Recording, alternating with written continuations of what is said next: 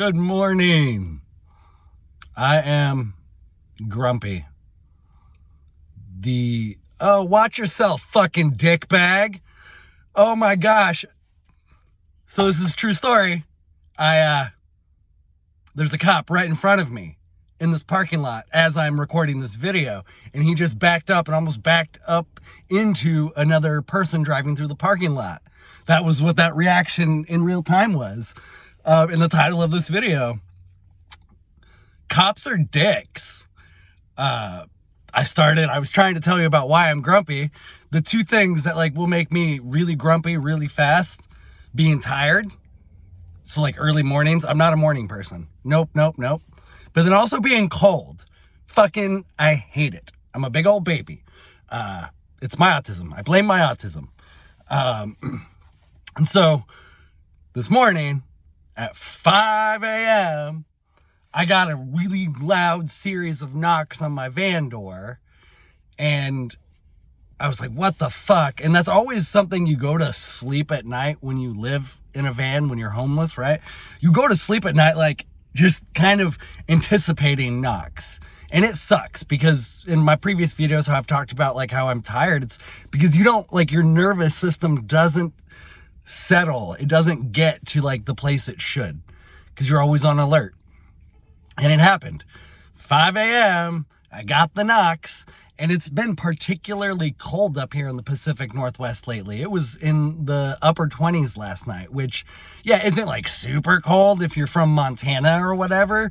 But for me, it's wet. So it's that wet cold. I don't mind dry colds, but wet colds suck. So I got the knock and I was just like, what is it?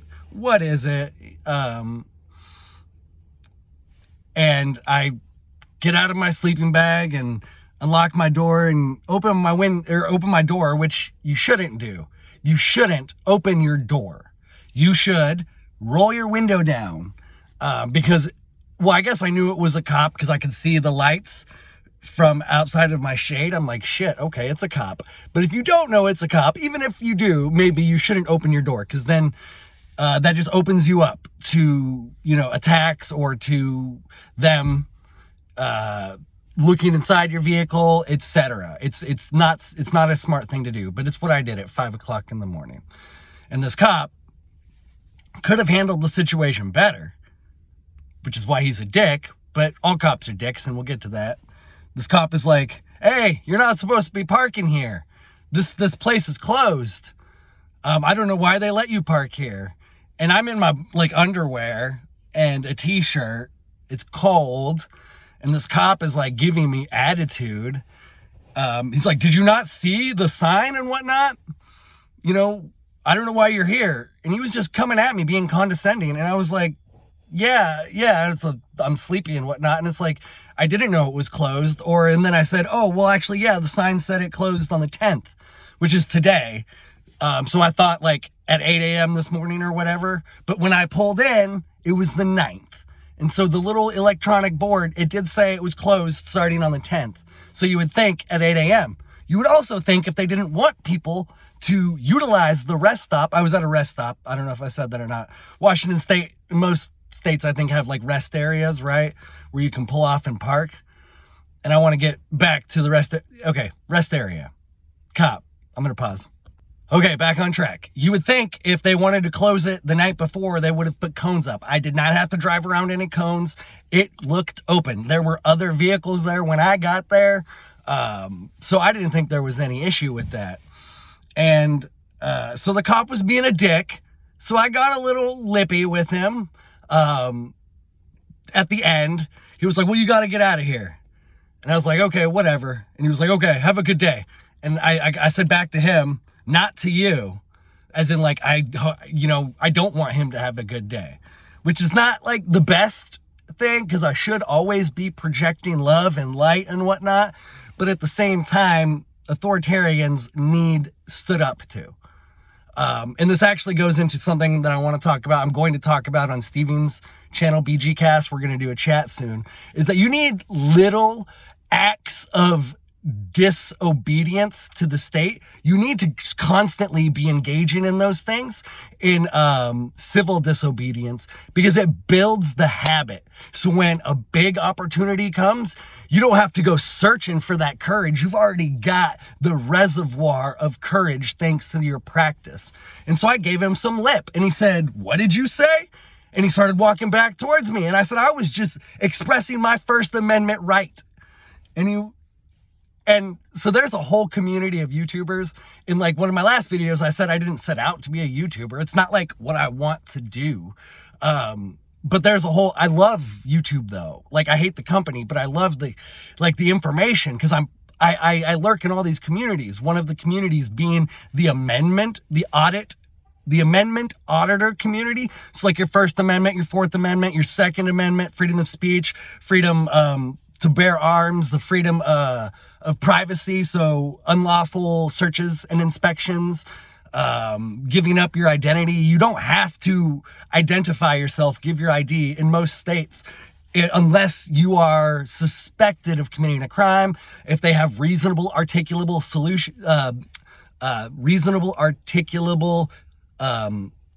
speculation, I think.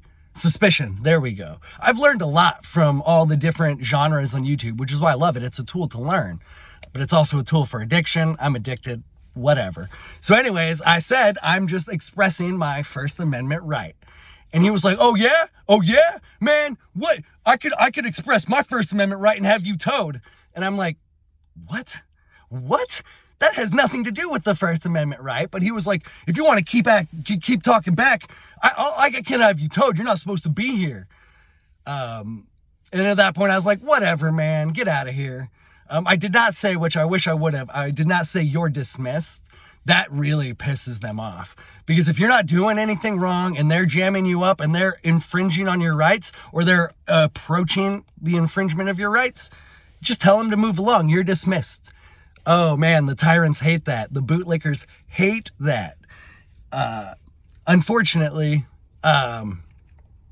it doesn't pay too bad. It doesn't pay too poorly to be a cop. And so it is a viable economic option for people who do not think about philosophy, who do not think about right and wrong. Most cops, they're dicks. I'm sorry to say it. They might be like decent guys outside of their profession, but their profession is enabling authoritarianism. And I just want to say a few more things real quick. You can get a lot of money. If a cop infringes on your rights, you can sue their asses. And I encourage you to do so. So when you are engaging in acts of civil disobedience, make sure you record and document, know your rights, the little rights we have left, and then don't be bashful. I'm not setting out to get a lawsuit, but I know my rights, and I'm learning how to use a situation where if a cop wants to infringe my rights, because I had until 8 a.m., right? So the reader board said, 2:10, 8 a.m. to whatever. So I technically had 2 hours left. If I wanted to push it, if he wanted to tow me, if he wanted to take me out of the van in my shorts or my boxers and a t-shirt when it's cold, I could have had a nice lawsuit on my hands. But I'm not going out of my way to do that. There are YouTubers who do it, and I encourage them to do it because they're raising so much awareness, and I love it. But that's not my motive. I'll happily take a lawsuit if they give me one, but I'm not going out and seeking one. One final note that I sort of want to bring into the equation, how America is not a capitalist country. They say we are, but that's because they want that illusion so they can have the tension between the capitalists and the collectivists. But we're not a capitalist country, much, much closer to fascism. Neoliberal fascism is the general world order with different, iterations sort of playing out in a lot of the countries. And most countries are little petri dishes for how they can implement different programs, and they're using them as like practice grounds. So when they want to launch things on a more global scale, they'll have a lot of the bugs already worked out because in this little country, they ran this little pilot program and had these lessons learned, etc. And I say America's not a capitalist country because let's say somebody owns a few acres on the side of an interstate and they decide they want to open up their own private rest stop. How many hurdles do you think they would need to jump through to open up a private rest stop? Would the government even allow it? So when you tell me we have free trade of goods and services, we really don't. Because if you have to get various permissions, permits, licenses, inspections, all of these things, you don't own the means of production, which in itself, to define capitalism, is a psyop. It's a psychological operation, because previously and historically, we have not looked at capitalism and defined it as owning the means of production. That is a very socialist terminology. I think they're trying to normalize that terminology. We have always discussed capitalism as the free exchange of goods and services and the honoring of property rights, specifically private property rights. And so they're trying to move away from those talking points because they don't want people to have the actual and honest definition. I'm going to go back and look through Adam Smith's work. It's really funny. That was one of the first college textbooks I had to buy when I was 16 and I started my college career. Adam Smith's A Wealth of Nations. If I remember correctly, it was a two-parter that I had to buy, and it was really cool. That's kind of like the foundation of capitalism. He brought a lot of pieces together, and he also foresaw some of its potential problems, which it does. It's not perfect. I don't think capitalism is perfect. I just think it is morally superior. And so private property and respecting private property and the right to free trade, if somebody cannot use their property to do what they want with their community, that's not capitalism. The people who grant the privileges and permissions own the means of production. America is not capitalist. I'm sorry. There was one more point maybe I wanted to get in there, but this is a long video. Let me pause. Okay, last little point. Governments are inherently classist because they are always connected with the rich. They're always connected with the oligarchs. And when the punishment for something is a fine or a fee, or the punishment for breaking a law is a fine or a fee, then it's technically not illegal. It's just legal for a price that the upper class can often pay.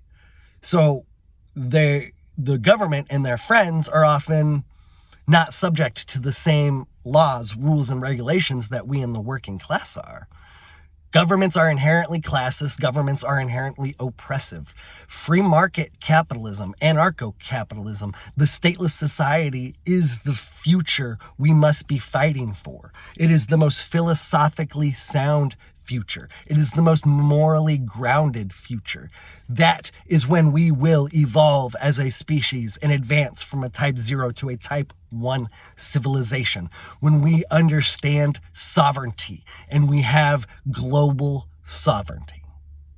Because we cannot go out into space. We cannot continue our imperialistic ways in a galactic fashion or capacity. In my opinion. Thank you very much for listening. Much love.